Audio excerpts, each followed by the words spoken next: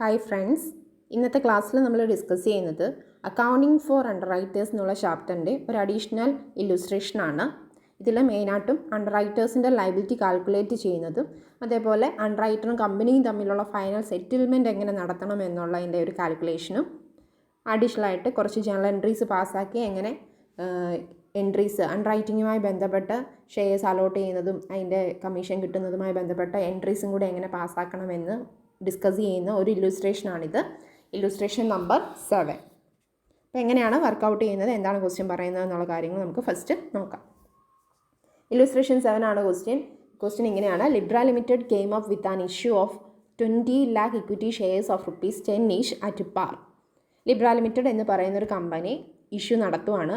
ഒരു equity shares issue ചെയ്യുന്നതിൻ്റെ എണ്ണം നമുക്ക് ആദ്യം തന്നെ തന്നിട്ടുണ്ട്. 20 lakh ഇക്വിറ്റി ഷെയർസ് ആണ് അവർ ഇഷ്യൂ ചെയ്യുന്നത് at ₹10 each at par. Par value എന്ന് പറയുന്നത് 10 രൂപ പാർ വാല്യൂ ഉള്ള ഷെയർസ് ആയിട്ടാണ് ഈ 20 lakh ഇക്വിറ്റി ഷെയർസ് അവർ ഇഷ്യൂ ചെയ്യാനായിട്ട് ഉദ്ദേശിക്കുന്നത്. അടുത്ത സെൻറ്റൻസിൽ പറയുന്നു 5 lakh equity shares were issued to the promoters and the balance offered to the public and was unwritten by 3 underwriters Anand, Vijaya and Ashok equally with a firm underwriting of 50,000 shares each. കുറച്ചേറെ കാര്യങ്ങൾ നമുക്ക് ആ ഒരു സെക്കൻഡ് സെൻറ്റൻസിൽ നിന്ന് തന്നെ കിട്ടും. എന്താണ് പറയുന്നത്? 5 lakh ഷെയർസ്. അപ്പോൾ ടോട്ടൽ പറഞ്ഞ ഈ 20 lakh ഇക്വിറ്റി ഷെയർസിലെ 5 lakh ഷെയർസ് ഇഷ്യൂ ചെയ്യുന്നത് ആർക്കാണ്? പ്രൊമോട്ടേഴ്സിനാണ്. അപ്പോൾ പ്രൊമോട്ടേഴ്സിന് ഇഷ്യൂ ചെയ്യുന്നതെന്ന് പറയുന്നത് നമ്മുടെ അണ്ടർ റൈറ്റിങ്ങുമായി ബന്ധപ്പെട്ട് വരുന്ന ഒരു കാര്യമല്ല. അത് അണ്ടർ റൈറ്റിംഗ് ചെയ്യേണ്ട ആവശ്യമില്ല. പ്രൊമോട്ടേഴ്സിന് തന്നെ 5 lakh ഷെയർസ് പോയി അല്ലേ. ഇപ്പം total 20 lakh equity shares issue ചെയ്യുന്നുണ്ടെങ്കിൽ അതിലെ 5 lakhൻ്റെ കാര്യം ആർക്കുള്ളതാണത്? പ്രൊമോട്ടേഴ്സിന് വേണ്ടിയുള്ള ഷെയർസാണ്. അപ്പോൾ ബാക്കിയുള്ള 15 lakh ഷെയർസിൻ്റെ കാര്യം മാത്രം നമ്മൾ അണ്ടർ റൈറ്റിങ്ങുമായി ബന്ധപ്പെട്ട് കൺസിഡർ ചെയ്താൽ മതിയാകും. ആൻഡ് ദ ബാലൻസ് എന്ന് പറയുന്നത് എന്താ? ഈ 20 lakh 5 lakh ഷെയർസ് പ്രൊമോട്ടേഴ്സിന് ഇഷ്യൂ ചെയ്യുന്ന 5 lakh കഴിഞ്ഞിട്ട് ബാക്കിയുള്ള 15 lakh ഷെയർസിൻ്റെ കാര്യമാണ് ഇനി പറയുന്നത്. The balance 15 lakh shares offered to the public. അപ്പോൾ പബ്ലിക് ഇഷ്യൂ നടത്തിയത് ബാക്കി എത്രയേ ഉള്ളൂ? പബ്ലിക്കിന് ഓഫർ ചെയ്തത് ബാക്കി ബാലൻസ് വന്ന 15 lakh ഷെയർസ് ആണ്. And it was underwritten by 3 underwriters. ഈ 15 lakh ഇഷ്യൂ എന്ത് ചെയ്തിട്ടുണ്ട്? ഫുൾ ഇഷ്യൂവിനെ അണ്ടർറൈറ്റ് ചെയ്തിട്ടുണ്ട്. 3 underwriters ചേർന്നാണ് അണ്ടർറൈറ്റ് ചെയ്യുന്നത്. ആരൊക്കെയാണ് കമ്പനിയുടെ അണ്ടർറൈറ്റേഴ്സ് ആയിട്ട് ഇവിടെ പറയുന്നത്? ആനന്ദ്, വിജയ ആൻഡ് അശോക്. അവരുടെ പ്രൊപ്പോർഷനും ആ കൂടെ തന്നെ പറയുന്നുണ്ട് ഈക്വൽ ആയിട്ടാണ്. ബാക്കി വന്ന ഷെയർസിൻ്റെ എണ്ണം എത്രയാണ്? 15 lakh ഷെയർസ് ആണ് ടോട്ടൽ കമ്പനി പബ്ലിക് ഇഷ്യൂ ഇവിടെ നടത്തുന്നത്, പബ്ലിക്കിന് ഇഷ്യൂ ചെയ്യുന്നത്. അതിനെ എന്ത് ചെയ്യുന്നു? 3 പേർക്കായിട്ട് ഈക്വലി ഡിവൈഡ് ചെയ്ത് കൊടുക്കുന്നു. അതായത് ഒരു അണ്ടർറൈറ്ററിന് 50,000 ഷെയർസ് ആണ് അദ്ദേഹത്തിൻ്റെ ഗ്രോസ് ലയബിലിറ്റി ആയിട്ട് വരാനായിട്ട് പോകുന്നത്. എത്രയാണ്? 5 lakh ഷെയർസ് ആണ് ഒരു അണ്ടർറൈറ്ററിന് വരുന്നത് എന്നുള്ളതാണ് ഈ ഒരു കേസ്. 50,000 അല്ല, 5 lakh ഷെയർസ് ആണ്. 5 lakh നമ്പർ ഓഫ് ഷെയർസ് ആണ് ഓരോ അണ്ടർറൈറ്ററിൻ്റെയും ഈക്വൽ ആയിട്ട് വരുന്ന ആ ഒരു അണ്ടർറൈറ്റിംഗ് ലയബിലിറ്റി, ഗ്രോസ് ലയബിലിറ്റി എന്ന് പറയുന്നത്. അതിൻ്റെ കൂടെ തന്നെ വേറൊരു കാര്യം കൂടെ പറയുന്നുണ്ട്. എന്താണ്? വിത്ത് ഫേം അണ്ടർറൈറ്റിംഗ് ഓഫ് 50,000 ഷെയർസ് ഈച്ച്. അപ്പോൾ ഒരു 50,000 ഷെയർസ് വെച്ച് ഓരോ അണ്ടർറൈറ്ററും എന്തും കൂടെ ഏറ്റെടുക്കുന്നുണ്ട്? ഫേം അണ്ടർറൈറ്റിങ്ങിൻ്റെ ഭാഗമായിട്ട് 50,000 ഷെയർസ് ഇവിടെ എഗ്രി ചെയ്തിട്ടുണ്ട് പർച്ചേസ് ചെയ്തോളാമെന്ന്. അതായത് ഗ്രോസ് ലയബിലിറ്റി എന്തും ആയിക്കോട്ടെ, അതുകൂടാതെ 3 പേരും ഓരോരുത്തരും 50,000 ഷെയർസും കൂടി അവരുടെ ലയബിലിറ്റി ആയിട്ട് അല്ലെങ്കിൽ അവരുടെ നെറ്റ് ലയബിലിറ്റിയുടെ കൂടെ ആഡ് ചെയ്യുന്നതായിരിക്കും. ഇനി അടുത്ത സെൻറ്റൻസിൽ പറയുന്നത് subscriptions ടോട്ടൽഡ് 12,97,000 shares including marked forms which were Anand 4,25,000 shares, Vijaya 4,50,000 shares and Ashok 3,50,000 shares. ഇനി അടുത്ത പറഞ്ഞിരിക്കുന്നത് എത്രയാണ് സബ്സ്ക്രിപ്ഷൻ കിട്ടിയത് അല്ലേ. സബ്സ്ക്രിപ്ഷൻ കിട്ടിയെന്ന് പറഞ്ഞാൽ പബ്ലിക് എത്ര സബ്സ്ക്രൈബ് ചെയ്തു? ടോട്ടൽ 12,97,000 ഷെയർസ് പബ്ലിക് സബ്സ്ക്രിപ്ഷൻ നടന്നിട്ടുണ്ട്. അപ്പോൾ പബ്ലിക്കിന് ഓഫർ ചെയ്തു. എത്ര ഷെയർസാണ് പബ്ലിക്കിന് ഓഫർ ചെയ്തത്? 15 lakh ഷെയർസ് അല്ലേ. മൊത്തം 20 lakh ഇക്വിറ്റി ഷെയർസ് ആണ്. 5 lakh ഷെയർസ് പ്രൊമോട്ടേഴ്സിനാണ് ഇഷ്യൂ ചെയ്തത്. അതപ്പോൾ നമുക്ക് ഇനി കൺസിഡർ ചെയ്യേണ്ട ആവശ്യമേ ഇല്ല. ബാലൻസ് വരുന്നത് മാത്രം നോക്കിയാൽ മതി. ബാലൻസ് വരുന്ന number of shares 15 lakh shares ആണ്. ഈ 15 lakh ഷെയർസിൽ ടോട്ടൽ പബ്ലിക് സബ്സ്ക്രൈബ് ചെയ്തതിൻ്റെ എണ്ണമാണ് ഇപ്പോൾ പറഞ്ഞത്. 12,97,000 shares were subscribed by the public. And ഇനി എന്താ അടുത്ത പറയുന്നത്? 12,97,000 ഷെയർസ് ഇൻക്ലൂഡിങ് മാർക്ഡ് ഫോംസ്. അതിൻ്റെ അകത്ത് എന്തും ഇൻക്ലൂഡഡ് ആണ്? മാർക്ഡ് ഫോംസും ഇൻക്ലൂഡഡ് ആണ്. മാർക്ഡ് ഫോംസ് എത്രയാണെന്നാണ് പറയുന്നത്? ഓരോരുത്തരുടെയും എന്താ മാർക്ഡ് ഫോംസ് എന്ന് പറഞ്ഞാൽ ഓരോ അണ്ടർറൈറ്ററിൻ്റെയും പേരിൽ എത്രത്തോളം സബ്സ്ക്രിപ്ഷൻ നടന്നു അല്ലെങ്കിൽ ആപ്ലിക്കേഷൻ കിട്ടി കമ്പനിക്ക് ആപ്ലിക്കേഷൻ കിട്ടി എന്നുള്ളത് വേർതിരിച്ച് പറയുന്നതിനെയാണ് മാർഡ് ഫോംസ് എന്ന് പറയുന്നത് അല്ലേ. അപ്പോൾ ഓരോ അണ്ടർറൈറ്ററിൻ്റെയും പേരിൽ മാർഡ് ഫോംസ് കിട്ടിയിട്ടുണ്ട്. ആനന്ദിൻ്റെ പേരിൽ കമ്പനിക്ക് കിട്ടിയ ആപ്ലിക്കേഷൻ്റെ എണ്ണം എത്രയാണ്? 4,25,000. വിജയ്ക്ക് 4,50,000. അശോകിൻ്റെ മാർഡ് ഫോംസ് എന്ന് പറയുന്നത് 3,50,000 ഷെയർസ് ആണ്. ഈ മൂന്നെണ്ണം കൂടെ ആഡ് ചെയ്യുമ്പോൾ തന്നെ നമുക്ക് മാർഡ് ആപ്ലിക്കേഷൻ്റെ ടോട്ടൽ കിട്ടും.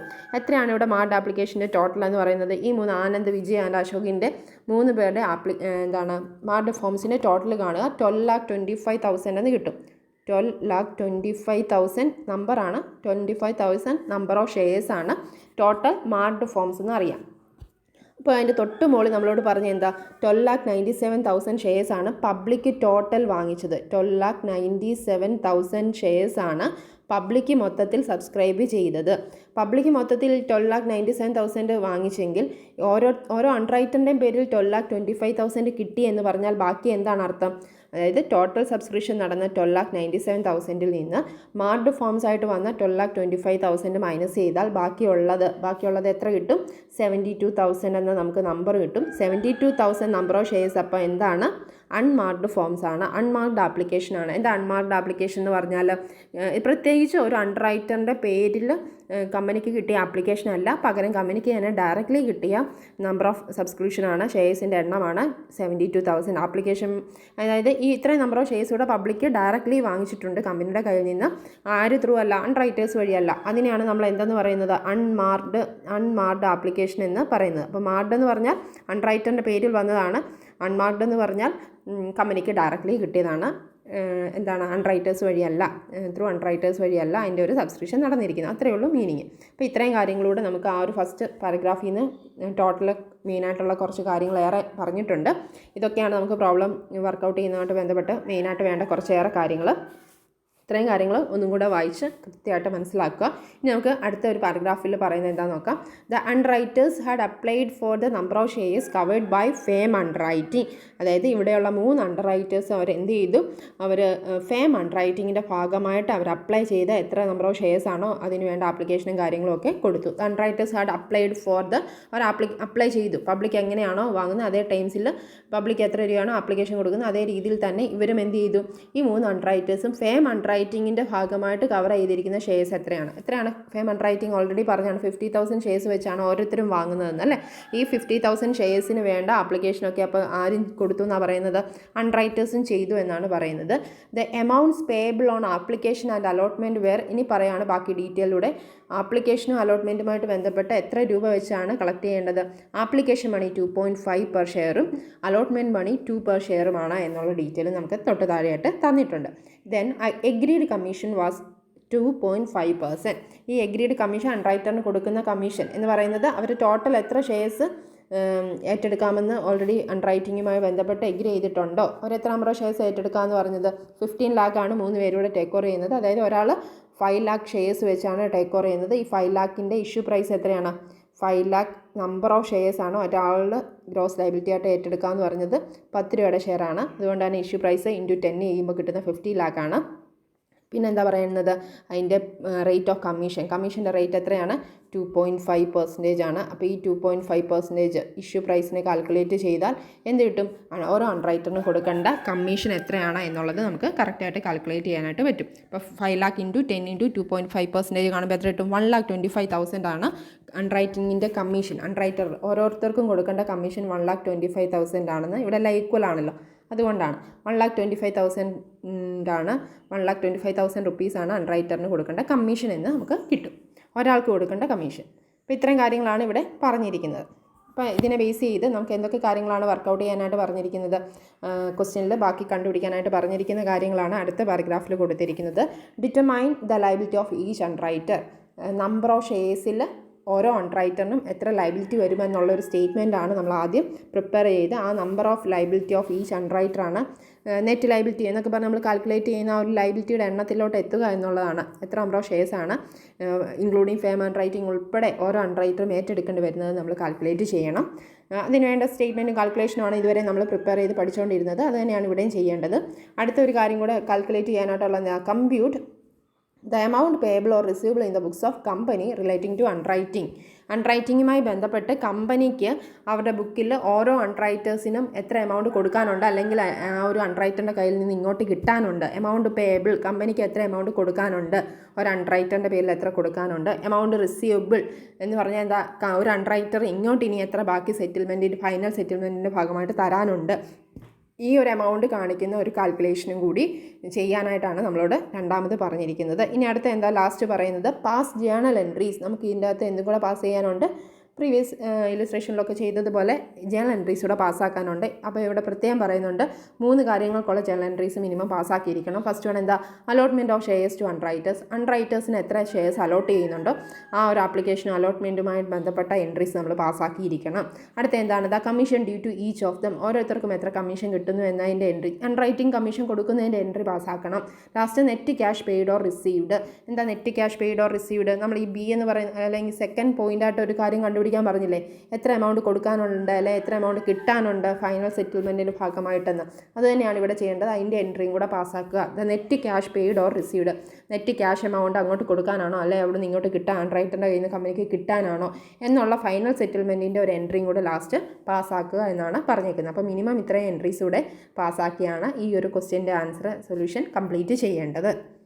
ഇപ്പോൾ നമ്മളിവിടെ എന്താണ് ഇല്ലുസ്ട്രേഷൻ 7 എന്നുള്ളതിൻ്റെ ക്വസ്റ്റ്യൻ ഡീറ്റെയിൽഡ് ആയിട്ട് ഡിസ്കസ് ചെയ്തു. ഇനി നമുക്ക് ആ സൊല്യൂഷനിലോട്ട് പോകാം. ഇതിൻ്റെ അകത്ത് ഏറ്റവും ഫസ്റ്റ് വൺ നമ്മൾ കാൽക്കുലേറ്റ് ചെയ്യാനായിട്ട് നമ്മളോട് ഓൾറെഡി പറഞ്ഞിരിക്കുന്നത് എന്താണ്, നമ്പർ ഓഫ് ഷെയർസ് എങ്ങനെ വരും, ഓരോ അൺറൈറ്ററിൻ്റെ കേസിലും അവരുടെ ലൈബിലിറ്റി ആയിട്ട് എത്ര നമ്പർ ഓഫ് ഷെയർസ് വരും, determine the liability of each underwriter എന്നുള്ളതാണ് നമ്മൾ ഫസ്റ്റ് ചെയ്യാനായിട്ട് പോകുന്നത്. അപ്പോൾ സൊല്യൂഷൻ നോക്കുക. First one calculation of liability of underwriters എന്ന് ഹെഡ് കൊടുക്കുക.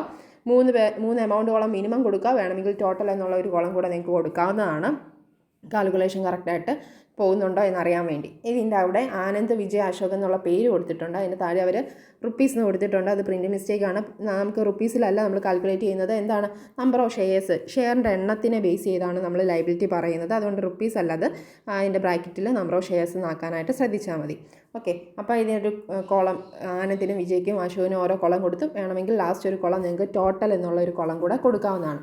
ഓക്കെ, എന്നിട്ട് ഫസ്റ്റ് ഐറ്റമായിട്ട് നമ്മൾ എവിടെ നിന്ന് തുടങ്ങും, ഗ്രോസ് ലൈബിലിറ്റി. എത്ര നമ്പർ ഓഫ് ഷെയർസ് ആണ് ഒരു അൺറൈറ്ററിൻ്റെ ഗ്രോസ് ലൈബിലിറ്റി ആയിട്ട് മാക്സിമം ഈ ഒരു അൺറൈറ്റിംഗ് എഗ്രിമെൻ്റ് അനുസരിച്ച് ഏറ്റവും മാക്സിമം പോയാൽ ഏറ്റെടുക്കേണ്ടി വരുന്നത്. അപ്പോൾ എങ്ങനെയാണ് നമ്മുടെ ക്വസ്റ്റ്യൻ നോക്കണം.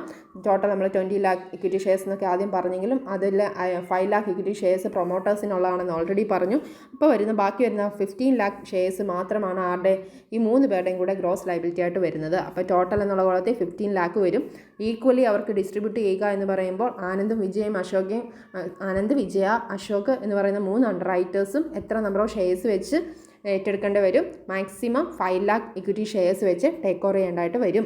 അത് കഴിഞ്ഞിട്ട് അതിൽ നിന്ന് ഇവിടെ എന്ത് ലെസ് ചെയ്തിരിക്കുന്നു, ഫേം അൺറൈറ്റിംഗ് ലെസ് ചെയ്തിരിക്കുന്നു. ഫേം അൺറൈറ്റിംഗ് എന്ന് പറയുന്നത് എന്താണ്, ഓരോരുത്തരും ഇവരുടെ ഒരു ബേസിക് അൺറൈറ്റിംഗ് എഗ്രിമെൻറ്റ് കൂടാതെ തന്നെ ഏറ്റെടുക്കേണ്ടി വരുന്ന അൺറൈറ്റിംഗ് ഏറ്റെടുക്കേണ്ടി വരുന്ന ഒരു കമ്മിറ്റ്മെൻ്റ് ആണ്. എല്ലാവരും എന്ത് പറയുവാണ്, ബേസിക് അൺറൈറ്റിംഗ് എഗ്രിമെൻറ്റ് എന്തും ആയിക്കോട്ടെ, 0 ആയിക്കോട്ടെ അല്ലെങ്കിൽ എത്ര നമ്പറും ആയിക്കോട്ടെ, ഇവരെന്ത് ചെയ്യും, ആനന്ദ് വിജയ് അശോകും ഈ ഒരു കമ്പനിയിൽ നിന്ന് തന്നെ 50,000 ഷെയർസ് പബ്ലിക് വാങ്ങുന്നത് പോലെ തന്നെ വാങ്ങിച്ചോളാം എന്ന് ഓൾറെഡി അവർ കമ്മിറ്റ് ചെയ്യുന്നതിനെയാണ് ഫേം അൺറൈറ്റിംഗ് എന്ന് പറയുന്നത്, അല്ലേ. അപ്പോൾ ഈ 15,000 ഷെയർസ് ഈച്ച് ഓരോ അൺറൈറ്ററും എന്ത് ചെയ്തിട്ടുണ്ട്, ഫേം അൺറൈറ്റിംഗ് നടത്തിയിട്ടുണ്ട്. നമ്മൾ എന്ത് ചെയ്യും, നമ്മുടെ ആ ഒരു സെക്കൻഡ് ലാസ്റ്റ് സ്റ്റെപ്പായിട്ട് നെറ്റ് ലൈബിലിറ്റി കാൽക്കുലേറ്റ് ചെയ്യുക എന്നുള്ളതാണ് നമ്മുടെ ഫൈനൽ ആൻസർ. ഈ ഒരു സ്റ്റേറ്റ്മെൻറ്റിൻ്റെ ലാസ്റ്റ് ആൻസർ. അതിൻ്റെ ഒരു സെക്കൻഡ് ലാസ്റ്റ് സ്റ്റെപ്പായിട്ട് നമ്മൾ എന്ത് ചെയ്യും, ഫേം അൺറൈറ്റിംഗ് എത്രയാണോ വരുന്നത് അത് നമ്മൾ തിരിച്ച് ആഡ് ബാക്ക് ചെയ്യും. അപ്പോൾ അവിടെ ആഡ് ചെയ്യാൻ വേണ്ടി നമ്മൾ അതിന് മുകളിലുള്ള ഏതെങ്കിലും ഒരു പോർഷനിൽ വെച്ച് നമ്മൾ എന്ത് ചെയ്തിരിക്കും, ഫേം അൺറൈറ്റിംഗ് മൈനസ് ചെയ്തിരിക്കും. ഇവിടെ അവർ ആദ്യം തന്നെ ചെയ്തിരിക്കുന്നു എന്ന് മാത്രമേ ഉള്ളൂ. ഫേം അൺറൈറ്റിംഗ് നമ്മളിവിടെ മൈനസ് ചെയ്യുന്നു. അപ്പോൾ എന്താ അർത്ഥം, ഫേം അൺറൈറ്റിംഗ് മൈനസ് ചെയ്തതിന് ശേഷമുള്ള ഒരു ലൈബിലിറ്റി, ഫേം അൺറൈറ്റിംഗ് കൂടാതെ ബേസിക് അൺറൈറ്റിംഗ് എഗ്രിമെൻ്റ് അനുസരിച്ചുള്ള ഒരു ലൈബിലിറ്റി നമുക്ക് കണ്ടുപിടിക്കണം. അതിനുവേണ്ടിയാണ് നമ്മൾ ആദ്യമേ ഫേം അൺറൈറ്റിംഗ് അതിൽ നിന്ന് അങ്ങ് എക്സ്ക്ലൂഡ് ചെയ്യുന്നത്. അപ്പോൾ ഇൻക്ലൂഡിങ് ഫേം അൺറൈറ്റിംഗ് വിത്ത് ഫേം അൺറൈറ്റിംഗ് എന്ന് അതിൻ്റെ അകത്ത് പ്രത്യേകം പറയുന്നുണ്ടല്ലോ, ഫേം അൺറൈറ്റിംഗ് ഉൾപ്പെടെയുള്ള കാര്യങ്ങളാണ് നമുക്കിവിടെ ചെയ്യാനുള്ളത്. പക്ഷേ നമുക്ക് ആദ്യം വേണ്ടത് ബേസിക് അൺറൈറ്റിംഗ് എഗ്രിമെൻ്റ് അനുസരിച്ച് എത്ര നെറ്റ് ലൈബിലിറ്റി വരും, ഫേം അൺറൈറ്റിംഗ് കൂടാതെ എത്ര നെറ്റ് ലൈബിലിറ്റി വരും എന്നുള്ളത് കണ്ടുപിടിക്കണം. അതിനുവേണ്ടിയാണ് നമ്മളിവിടെ അതിന് മുകളിലുള്ള ഏതെങ്കിലും ഒരു സ്റ്റെപ്പിലായിട്ട് ഫേം അൺറൈറ്റിംഗ് മൈനസ് ചെയ്യുന്നത്. അപ്പോൾ ഇവിടെ നമ്മൾ എന്ത് ചെയ്തു, ഫേം അൺറൈറ്റിംഗ് ആദ്യം തന്നെ മൈനസ് ചെയ്യുവാണ്. അപ്പോൾ 50,000 വെച്ച് എല്ലാവരുടെ കേസിലും ഫേം അൺറൈറ്റിംഗ് സെയിം ആണ്, അത് മൈനസ് ചെയ്തു. അപ്പോൾ ടോട്ടൽ എന്നുള്ള കുളത്തിൽ എത്ര വരും, 1,50,000 കൂടെ എഴുതി മൈനസ് ചെയ്യുക. അപ്പോൾ ബാക്കിയുള്ള ലൈബിലിറ്റി അപ്പോൾ എത്രയായി? പേയ്മെൻറ്റ് റൈറ്റ് മൈനസ് ചെയ്തതിന് ശേഷം 4,50 വെച്ച് എല്ലാവരുടെയും ലൈബിലിറ്റി മൈനസ് ചെയ്തു, അല്ലെ കുറഞ്ഞു വന്നു. അടുത്ത ഇനി അതിൽ നിന്ന് എന്താ ലെസ് ചെയ്യാനുള്ളത്? മാർഡ് ആപ്ലിക്കേഷനും അൺമാർഡ് ആപ്ലിക്കേഷനും ഉണ്ട് അല്ലേ, അത് രണ്ടും മൈനസ് ചെയ്യണം. അപ്പോൾ ആദ്യം എന്ത് ചെയ്യാം? നമുക്ക് മാർഡ് ആപ്ലിക്കേഷൻ ഇവിടെ ലെസ് ചെയ്യുന്നുണ്ട്. മാർഡ് ആപ്ലിക്കേഷൻ ഒന്നും ഇല്ല, നമ്മുടെ ക്വസ്റ്റിന് ഡയറക്റ്റ് തന്നിട്ടുണ്ട്, അതങ്ങ് ജസ്റ്റ് കോപ്പി ചെയ്യുന്നു മാത്രമേ ഉള്ളൂ. അവിടെ എന്താണ് ഫസ്റ്റ് പാരഗ്രാഫിൻ്റെ ലാസ്റ്റായിട്ട് മാർഡ് ആപ്ലിക്കേഷൻ എത്രയാണ്? ആനന്ദിന് 4,25,000, വിജയ 4,50,000, അശോക് 3,50,000 എന്ന് തന്നിട്ടുണ്ട്. Just marked application copy paste ചെയ്യുന്നതേ ഉള്ളൂ. ടോട്ടൽ എത്രയാണെന്ന് മുന്നേ പറഞ്ഞാണ് 12,25,000 ആണ് ടോട്ടൽ എന്നുള്ള കോളത്തിൽ മാർഡ് ആപ്ലിക്കേഷൻ്റെ ടോട്ടലായിട്ട് വരിക.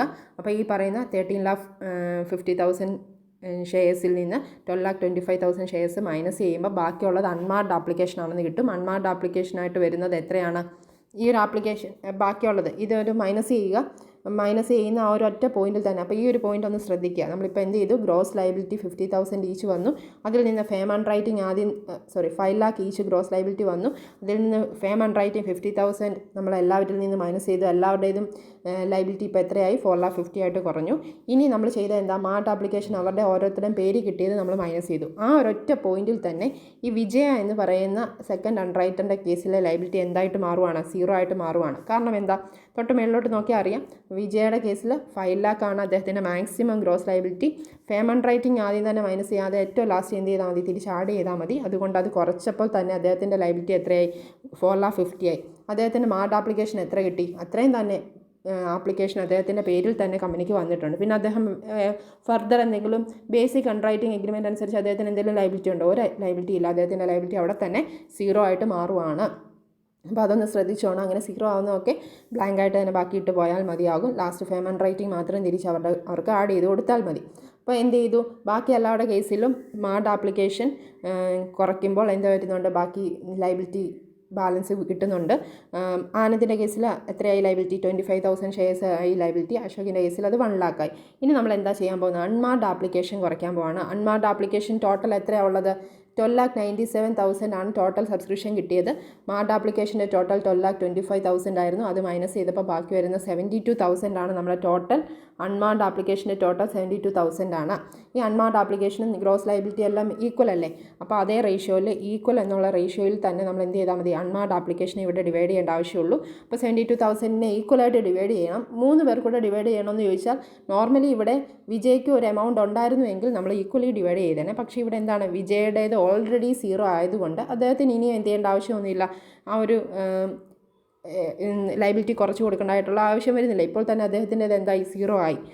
അതുകൊണ്ട് നമുക്കുള്ള 72,000നെ ബാക്കിയുള്ളവർക്ക് എന്ത് ചെയ്യുന്നു? ആനന്ദിനും അശോകയ്ക്കും ഈക്വലായിട്ട് അവിടെ റേഷ്യോ അനുസരിച്ച് ഡിവൈഡ് ചെയ്യുന്നു. ഈക്വലാണ് റേഷ്യോ. കാരണം ഇവിടെ ഗ്രോസ് ലൈബിലിറ്റിയുടെ റേഷ്യോ ഈക്വലാണ്. അതുകൊണ്ടാണ് നമ്മളിവിടെ അൺമാർഡ് ആപ്ലിക്കേഷനും ഈക്വലായിട്ട് തന്നെ ഡിവൈഡ് ചെയ്യുന്നത്. അപ്പോൾ 72,000നെ 2 പേർക്ക് ഡിവൈഡ് ചെയ്താൽ മതി. അതുകൊണ്ട് ഹാഫ് ആയിട്ട് 1:1 അല്ലെങ്കിൽ 1/2 എന്നുള്ള റേഷ്യോയിൽ കൊടുത്തു 36,000 വെച്ച് 2 പേരുടെ ലൈബിലിറ്റി കുറയ്ക്കാനായിട്ട് പറ്റും.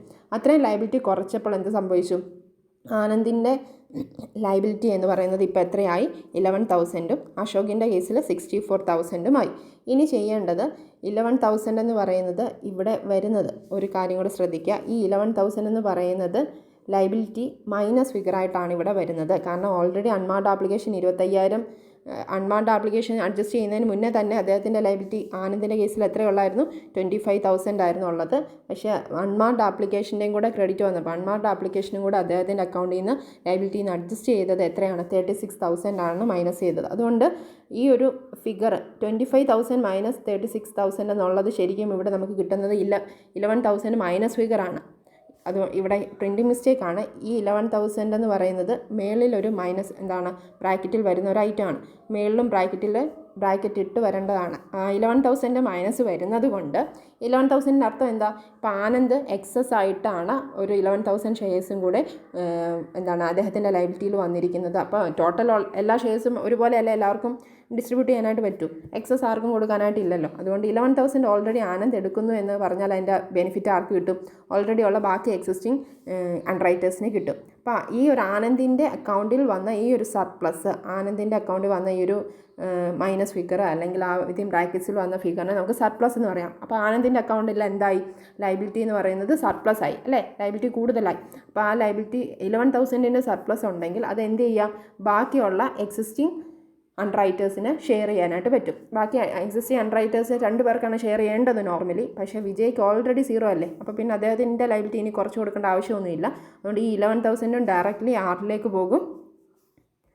11,000 ഡയറക്റ്റ്ലി പിന്നെ പോകേണ്ടത് ആരിലോട്ട് മാത്രമാണ്, അശോകിലോട്ട് മാത്രമാണ്. അപ്പോൾ ഈ 11,000 ആണ് നമ്മൾ ഇവിടോട്ട് എടുത്ത് എഴുതുന്നത്. കാരണം ആനന്ദിൻ്റെ അക്കൗണ്ടിൽ എന്ത് സംഭവിച്ചു, സർപ്ലസ് വന്നു. അപ്പോൾ ആനന്ദിൻ്റെ സർപ്ലസിനെ നമുക്ക് ഇനി എന്ത് ചെയ്യണം, തൊട്ടടുത്ത സ്റ്റെപ്പായിട്ട് അത് അഡ്ജസ്റ്റ് ചെയ്യാം. അത് ആരിലേക്ക് കുറച്ച് കൊടുക്കാം, അശോകിലേക്ക് അഡ്ജസ്റ്റ് ചെയ്യാനായിട്ട് പറ്റും. അപ്പോൾ 11,000 ആരിലോട്ട് അങ്ങ് ട്രാൻസ്ഫർ ചെയ്യുക, എക്സിസ്റ്റിംഗ് അണ്ടർ റൈറ്റേഴ്സിലേക്ക്, ലൈബിലിറ്റി ഉള്ള അണ്ടർ റൈറ്റേഴ്സിലേക്ക് കൊടുക്കുക. അങ്ങനെ ഇവിടെ ഒരാൾ മാത്രമേ ഉള്ളൂ, അശോക് മാത്രമേ ഉള്ളൂ. അതുകൊണ്ട് അശോകിലേക്ക് 11,000 കൊടുത്തു. അപ്പോൾ അശോകിൻ്റെ ലൈബിലിറ്റി എത്രയായിട്ട് കുറയും, 64ൽ നിന്ന് 11,000 കൂടെ മൈനസ് ചെയ്ത് 53,000 ആയിട്ട് കുറയും. അപ്പോൾ ആ ഒരു പോയിന്റിൽ എല്ലാവരുടെയും ബാക്കിയുള്ള 2 പേരുടെ underwriting liability, basic underwriting liability എത്രയായിട്ട് മാറി, 0 ആണ്. ഓൾറെഡി വിജയുടെ 0 ആണ്. ആനന്ദിൻ്റേതും ഈ ഒരു പോയിന്റിൽ എന്തായി, അദ്ദേഹത്തിൻ്റെ അക്കൗണ്ടിൽ സർപ്ലസ് വന്നു. ആ സർപ്ലസ് ആർക്ക് കൊടുത്തു, അശോക് എന്ന് പറയുന്ന അണ്ടർ റൈറ്ററിലേക്ക് ആ ഒരു ബെനിഫിറ്റ് കൊടുത്തു കഴിഞ്ഞപ്പോൾ അത് ആനന്ദിൻ്റെ ലൈബിലിറ്റിയും 0 ആയി, വിജയുടെ ലൈബിലിറ്റിയും 0 ആയി. അശോകിൻ്റെ ലൈബിലിറ്റി ഈ ഒരു സർപ്ലസോട് അഡ്ജസ്റ്റ് ചെയ്തപ്പോഴേക്കും കുറഞ്ഞ് 53,000 ഷെയർസ് മാത്രം അദ്ദേഹം ഏറ്റെടുത്താൽ മതി എന്നുള്ളൊരവസ്ഥയിലെത്തി അല്ലേ. ഇവിടെ നമ്മളിപ്പോൾ പറഞ്ഞത് ബേസിക് അണ്ടർ റൈറ്റിംഗ് എഗ്രിമെൻ്റ് അനുസരിച്ച് അദ്ദേഹം ഓരോ അണ്ടർ റൈറ്റേഴ്സും എത്ര ഏറ്റെടുക്കണം എന്നുള്ളൊരു പോയിൻ്റാണ് ഇതുവരെ നമ്മൾ പറഞ്ഞത്. അതുകൊണ്ട് അതിൻ്റെ നേരെ നമുക്ക് എന്ത് എഴുതാം, net liability excluding firm under writing. Firm under writing എന്ന് പറയുന്നൊരു കാര്യം നമ്മളിവിടെ ചെയ്തിട്ടില്ല. അതിൻ്റെ എഫക്റ്റ് കുറയ്ക്കാനാണ് ആദ്യം തന്നെ നമ്മൾ ഫേം അണ്ടർ റൈറ്റിംഗ് മൈനസ് ചെയ്തത്. അതുകൊണ്ട് ഫേം അണ്ടർ റൈറ്റിംഗ് കൂടാതെ ഒരു ബേസിക് അണ്ടർ റൈറ്റിംഗ് എഗ്രിമെൻറ്റ് മാത്രമായിരുന്നു ഇവിടെ നടന്നതെങ്കിൽ അതിനെ ബേസ് ചെയ്ത് ആനന്ദിനും വിജയ്ക്കും അശോകയ്ക്കും എത്ര വെച്ച് വരുമായിരുന്നു ലൈബിലിറ്റി. അപ്പോൾ ആനന്ദിന് 0 ആയിരുന്നു, വിജയുടെ നെറ്റ് ലൈബിലിറ്റി 0 ആണ്. പിന്നെ അശോകിൻ്റെ കേസിൽ അദ്ദേഹത്തിന് 53,000 ഷെയർസാണ് ഏറ്റെടുക്കേണ്ടി വരിക എന്നുള്ളൊരു കാര്യമാണ് ഈ ഒരു മീനിങ്.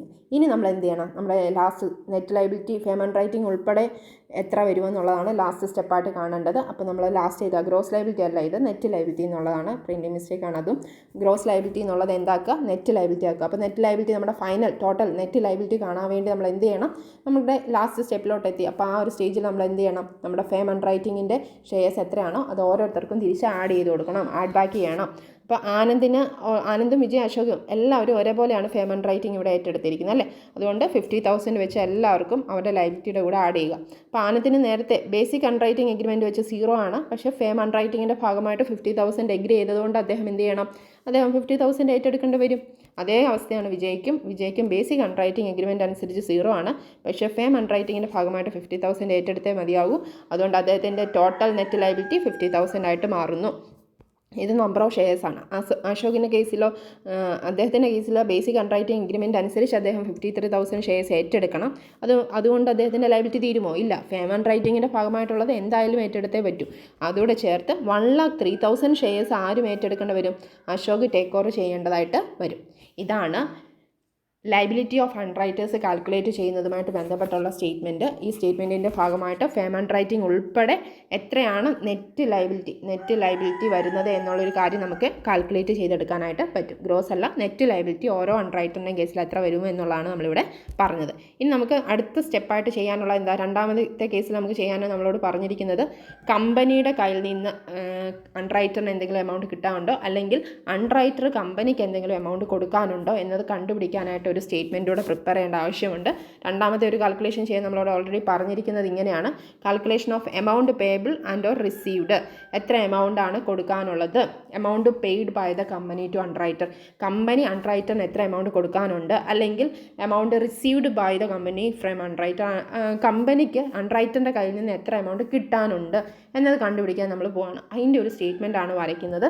അപ്പോൾ എന്ത് ചെയ്യുക, കമ്പനി ഓരോ അണ്ടർ റൈറ്ററിൻ്റെയും കാര്യം ബേസിക്കും ഫേമും എല്ലാം കൂടെ ചേർത്ത് എത്രയാണ് അണ്ടർ റൈറ്റേഴ്സിൻ്റെ ലൈബിലിറ്റി എന്ന് നമ്മളിവിടെ തൊട്ട് മേളിൽ കണ്ടുപിടിച്ചിട്ടിട്ടുണ്ട്. അത് എമൗണ്ട് അല്ല, നമ്പറാണ്. അതുകൊണ്ട് ആനന്ദ്, വിജയ്, അശോക് എന്ന് ഹെഡ് കൊടുത്തിട്ട് ആദ്യം ലൈബിലിറ്റി എത്രയാണെന്നുള്ള ആ നമ്പർ ഒന്ന് എടുത്തെഴുതുക. ആ നമ്പർ എടുത്തെഴുതിയതിന് ശേഷം ഇവിടെ റുപ്പീസിൻ്റെ എമൗണ്ടുകളും കൊടുത്തിട്ടുണ്ട്, അത് കറക്റ്റാണ്. ഇനി നമ്മൾ പറയേണ്ടത് എത്ര എമൗണ്ട് കൊടുക്കുക, എമൗണ്ടിൻ്റെ കാര്യമല്ലേ. അപ്പോൾ അതുകൊണ്ട് ഇനി പറയുന്നത് എത്ര എമൗണ്ട് എന്നുള്ളൊരു കാര്യം തന്നെയാണ്. അതുകൊണ്ട് ഇനി പറയുന്നത് ഡിനോമിനേഷൻ റുപ്പീസിൽ തന്നെയാണെന്ന് ഓർക്കുക. തൊട്ട് മേളിൽ നമ്മൾ പറഞ്ഞിരിക്കുന്നത് ഇത് നമ്പർ ഓഫ് ഷെയർസ് ആണ്, കൃത്യമായിട്ട് അവിടെ പറഞ്ഞിട്ടുണ്ട്. ഈ മേളിൽ തൊട്ട് മേളിൽ പറഞ്ഞിരിക്കുന്ന ഗ്രോസ് ലൈബിലിറ്റിയുടെ നമ്പറാണ് നമ്മൾ എന്ത് ചെയ്യുന്നത്, തൊട്ട് താഴോട്ട് ഓരോരുത്തരുടെ കേസിലും കോപ്പി ചെയ്ത് എഴുതി വെച്ചിരിക്കുന്നത് അല്ലേ. ആനന്ദിന് എത്രയാണ് നമ്മുടെ ഈ കണ്ടുപിടിച്ചതനുസരിച്ച് നമുക്ക് എത്ര വന്നു, 50,000. വിജയ്ക്ക് വിജയ്ക്ക് എത്ര വന്നു? 50,000. അശോകിന് എത്ര വന്നു? 1,03,000. അപ്പോൾ ആ ഓരോരുത്തരുടെയും കേസിലേത് എന്ത് ചെയ്തു? താഴോട്ട് എത്രയാണ് ലൈബിലിറ്റി, നെറ്റ് ലൈബിലിറ്റി എത്ര വരുമോ എന്നുള്ളത് എഴുതി വെച്ചു. ഇനി നമുക്ക് എമൗണ്ട് പേയബിൾ എന്നുള്ളത് കണ്ടുപിടിക്കാം. എമൗണ്ട് പേയബിൾ എന്നുള്ളത് പറയുന്ന കേസിൽ ഇവിടെ നമ്മളോട് ഓൾറെഡി പറഞ്ഞു ഇത്രയും നമ്പർ ഓഫ് ഷെയർസിൻ്റെ അൺറൈറ്റർ എന്ത് ചെയ്തെന്നാണ് പറയുന്നത്? ഫേം അൺറൈറ്റിംഗ് മാത്രം അദ്ദേഹം ആദ്യം ചെയ്യുന്നുണ്ട്. ഫേം അൺറൈറ്റിങ്ങിൻ്റെ ആപ്ലിക്കേഷൻ അവർ കൊടുക്കുന്നുണ്ട്. അതുകൊണ്ട് തന്നെ ഫേം അൺറൈറ്റിങ്ങിൻ്റെ ആപ്ലിക്കേഷൻ മണിയും അവരെന്ത് ചെയ്യുന്നുണ്ട്? കൃത്യമായിട്ട് ആദ്യം തന്നെ കൊടുക്കുന്നുണ്ട്. അപ്പോൾ നമുക്കിനി അത് വെച്ചൊന്ന് കണ്ടുപിടിച്ച് നോക്കാം. അവർക്ക് കമ്മീഷൻ കിട്ടാനുള്ളവരാണ്. അപ്പോൾ ഇനി ബാക്കി എത്ര അഡ്ജസ്റ്റ് ചെയ്ത് കമ്പനിക്ക് കിട്ടണോ അല്ലെ കമ്പനിയിൽ നിന്ന് കൊടുക്കണോ എന്നുള്ളൊരു കാര്യം കണ്ടുപിടിക്കാൻ പോവാണ്. അപ്പോൾ ഫസ്റ്റ് എന്താ പറഞ്ഞിരിക്കുന്നത്? Amount payable. എമൗണ്ട് പേയബിൾ എന്ന് പറഞ്ഞാൽ ഈ ഇത്ര നമ്പർ ഓഫ് ഷെയർസ് വെച്ചല്ലേ കമ്പനിയിൽ നിന്ന് ആര് ഏറ്റെടുക്കേണ്ടി വരുന്നത്? ഓരോ അൺറൈറ്ററും ഏറ്റെടുക്കേണ്ടി വരുന്നത്. അങ്ങനെയെങ്കിൽ ഈ ആപ്ലിക്കേഷനും അലോട്ട്മെൻറ്റും കൂടെ ചേർത്ത് ശരിക്കും ടോട്ടൽ എത്ര എമൗണ്ട് കൊടുക്കാനുണ്ട് കമ്പനിക്ക്? ഓരോ അൺറൈറ്ററും 2.5 റുപ്പീസ് ആപ്ലിക്കേഷനും 2 റുപ്പീസ് അലോട്ട്മെൻറ്റും ചേർത്ത് ടോട്ടൽ 4.5 റുപ്പീസാണ്. 4.5 രൂപ വെച്ചാണ് ഓരോ ഷെയറിൻ്റെ പുറത്ത് എന്ത് ചെയ്യേണ്ടത്? ഈ ഒരു പോയിന്റ് വരെ പറഞ്ഞിരിക്കുന്നത് വെച്ച് എമൗണ്ട് കൊടുക്കാനുള്ളത്. ആർക്ക് കൊടുക്കാനുള്ളത്? കമ്പനിക്ക് ഓരോ അൺറൈറ്ററും കൊടുക്കാനുള്ളത്. അപ്പോൾ ആനന്ദ് എന്താ ചെയ്യേണ്ടത്? 50,000 ഷെയറിൻ്റെ 4.5 രൂപ ആർക്ക് കൊടുക്കണം? കമ്പനിക്ക് കൊടുക്കണം. വിജയ് എന്ത് ചെയ്യണം? അദ്ദേഹത്തിൻ്റെ 50,000 ഷെയറിൻ്റെ 4.5 രൂപ കമ്പനിക്ക് കൊടുക്കണം. അശോകോ 50,000 ഷെയറിൻ്റെ കൊടുത്താൽ മതിയോ? പോരാ. അദ്ദേഹത്തിൻ്റെ നമ്പർ ഓഫ് ഷെയർസ് 1,03,000 ആണ്. അപ്പോൾ ഈ 1,03,000 ഷെയർസിന് അറ്റ് റുപ്പീസ് 4.5 എത്ര വരുമോ ആ ഒരു എമൗണ്ട് ആർക്ക് കൊടുക്കണം? കമ്പനിക്ക് കൊടുക്കാൻ ബാധ്യസ്ഥരാണ്. അപ്പോൾ ഇതാണ് ആദ്യം എഴുതിയിരിക്കുന്ന amount payable at rupees 4.5 per share. എങ്ങനെ വന്നു 4.5? ആപ്ലിക്കേഷൻ അലോട്ട്മെൻറ്റും കൂടെ ചേർത്ത എമൗണ്ടായിട്ട് കമ്പനിക്ക് ഈ അൺറൈറ്റേഴ്സ് അവർ ഏറ്റെടുക്കുന്ന നമ്പർ ഓഫ് ഷെയർസിൻ്റെ മൊത്തം എമൗണ്ടായിട്ട് ആപ്ലിക്കേഷൻ അലോട്ട്മെൻറ്റൂടെ ചേർത്ത് എത്ര കൊടുക്കാനുണ്ട്, എമൗണ്ട് പേയബിൾ കൊടുത്തു തീർക്കാനുണ്ട് എന്നത് നമ്മൾ ആദ്യമേ എഴുതി വെച്ചു എന്ന് മാത്രമേ ഉള്ളൂ. ഇനി നമ്മൾ അതിൽ നിന്ന് ഒരു കാര്യം കുറയ്ക്കാൻ പോവാണ്. നമ്മുടെ ക്വസ്റ്റ്യനിൽ ആ സെക്കൻഡ് പാരഗ്രാഫിൽ തന്നെ പറഞ്ഞിരുന്നു അൺറൈറ്റേഴ്സ് എന്ത് ചെയ്തു? ഫേം അൺറൈറ്റിങ്ങിൻ്റെ ഭാഗമായിട്ട് വന്ന നമ്പർ ഓഫ് ഷെയർസ് അവർ അപ്ലൈ ചെയ്തു. അതിന് വേണ്ട എമൗണ്ടും കാര്യങ്ങളും കൊടുക്കുകയും ചെയ്തു. അതുകൊണ്ട് തന്നെ ആപ്ലിക്കേഷൻ എപ്പോഴാണ് കൊടുക്കുക? പബ്ലിക് ആദ്യം സബ്സ്ക്രൈബ് ചെയ്യുന്ന പോലെ തന്നെ ആരും ഏറ്റെടുക്കേണ്ടി വരും? ഈ ഒരു അൺറൈറ്റേഴ്സ് ഏറ്റെടുക്കേണ്ടി വരുന്നു. അതുകൊണ്ട് തന്നെ ആപ്ലിക്കേഷൻ മണി ഓൾറെഡി കമ്പനിക്ക് കിട്ടിയിട്ടുണ്ട്. ആരിൽ നിന്നും കിട്ടിയിട്ടുണ്ട്? ഈ 3 അൺറൈറ്റേഴ്സിൽ നിന്നും. ഏത് അൺറൈറ്റിംഗ് എത്ര നമ്പർ ഓഫ് ഷെയർസിന് കിട്ടിയിട്ടുണ്ട്? ഇവരുടെ ഫേം അൺറൈറ്റിങ്ങിൻ്റെ ആപ്ലിക്കേഷൻ മണി കിട്ടിയിട്ടുണ്ട്. അതാണ് നമ്മളിനി എന്ത് ചെയ്യുന്നത്? അഡ്ജസ്റ്റ് ചെയ്യുന്നത്. അപ്പോൾ ഇനി വീണ്ടും കമ്പനിക്ക് കൊടുക്കേണ്ട ആവശ്യമുണ്ടോ? ഇല്ല. കമ്പനിക്ക് കൊടുക്കാനുണ്ട് എന്ന് പറഞ്ഞ ടോട്ടൽ ഈ എമൗണ്ടിൽ നിന്ന് എന്ത് ചെയ്യാം? കമ്പനിക്ക് ഓൾറെഡി കൊടുത്ത ആപ്ലിക്കേഷൻ മണി, ഫേം ആപ്ലിക്കേഷൻ്റെ മാത്രം ആപ്ലിക്കേഷൻ മണി നമുക്ക് മൈനസ് ചെയ്യാം. അപ്പോൾ എല്ലാവരുടെ കേസിലും ഫേം അൺറൈറ്റിംഗ് 50,000 വെച്ചല്ലേ നമ്മളിവിടെ അഡ്ജസ്റ്റ് ചെയ്തിട്ടത്. തൊട്ടുമേലുള്ള ഫേം അൺറൈറ്റിംഗ് 50,000 ആണെന്ന് നമ്മൾ ഓൾറെഡി പറഞ്ഞാണല്ലോ. അപ്പോൾ ഈ 50,000 ഷെയർസിൻ്റെ 2.5 വെച്ച് വരുന്ന ഫേം ആപ്ലിക്കേഷൻ്റെ മാത്രം ആപ്ലിക്കേഷൻ മണി ഓൾറെഡി കമ്പനിക്ക് ആദ്യം തന്നെ പബ്ലിക് കൊടുക്കുന്ന പോലെ തന്നെ അൺറൈറ്റേഴ്സ് അപ്ലൈ ചെയ്ത് അതിൻ്റെ എമൗണ്ട് കൊടുത്തത് കൊണ്ട് ആപ്ലിക്കേഷൻ മണി അത് ഓൾറെഡി കമ്പനിക്ക് കൊടുത്തതാണ്. അതുകൊണ്ട് അവരുടെ ആ ഒരു കൊടുക്കാനുള്ള എമൗണ്ടിൽ നിന്ന് ആ കൊടുത്ത എമൗണ്ട് അങ്ങ് അഡ്ജസ്റ്റ് ചെയ്യുന്നതേ ഉള്ളൂ. 50,000 ഷെയർസിൻ്റെ 2.5 വെച്ചുള്ള ആപ്ലിക്കേഷൻ എമൗണ്ട് എത്ര വരും? എല്ലാവർക്കും ഒരുപോലെയാണ്. 1,25,000 വെച്ച് എല്ലാവരുടെയും ആ ഒരു കൊടുക്കാനുള്ള എമൗണ്ട് പേയബിൾ കൊടുത്തു തീർക്കാനുള്ള എമൗണ്ടിൽ നിന്ന് അഡ്ജസ്റ്റ് ചെയ്യാം. അപ്പോൾ നമ്മളിവിടെ എന്താ പറഞ്ഞത്? എല്ലാ ഷെയർസിൻ്റെയും കൂടെ ചേർത്ത് എത്ര കൊടുക്കാനുണ്ടെന്ന് പറഞ്ഞു. ഇവിടെ നമ്മൾ എന്ത് ചെയ്തു?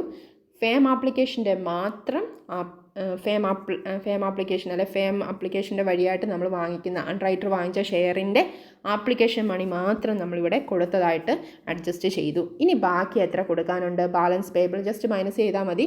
അപ്പോൾ ആനന്ദ് ഇനി 1 ലക്ഷം കൊടുക്കാനുണ്ട്, വിജയ 1 lakh കൊടുക്കാനുണ്ട് കമ്പനിക്ക്. അശോക് ആകട്ടെ അതിൻ്റെ നമ്പർ ഓഫ് ഷെയർസ് കൂടുതലാണല്ലേ, 1,03,000 ഷെയർസ് ഉണ്ട്. അപ്പോൾ അതുകൊണ്ട് തന്നെ അദ്ദേഹം എത്ര കൊടുത്തു തീർക്കാനുണ്ട്? 3,38,500 കൊടുത്തു തീർക്കാനുണ്ട്. ഈ 3,38,500 എന്ന് പറഞ്ഞാൽ നമ്മൾക്ക് ഒന്നുകൂടെ ഒന്ന് മനസ്സിലാക്കണമെങ്കിൽ തൊട്ടുമേളിലുള്ള ആ ഒരു സ്റ്റേറ്റ്മെൻറ്റിലോട്ടൊന്ന് പോയാൽ മതി. ഈ 3,38,500 എങ്ങനെ മനസ്സിലാക്കാം? ഈ 3,38,500 നോക്കിക്കോളൂ. 3,38,500 എന്നുള്ളത് ഈ 1,03,000 റിലേറ്റഡ് ആയിട്ട് നമുക്ക് പറയാൻ പറ്റും. അത് 2 ക്ലാസിഫിക്കേഷൻ ഉണ്ട്. ഒന്ന് 53,000 ഷെയറിൻ്റെ കാര്യമുണ്ട്.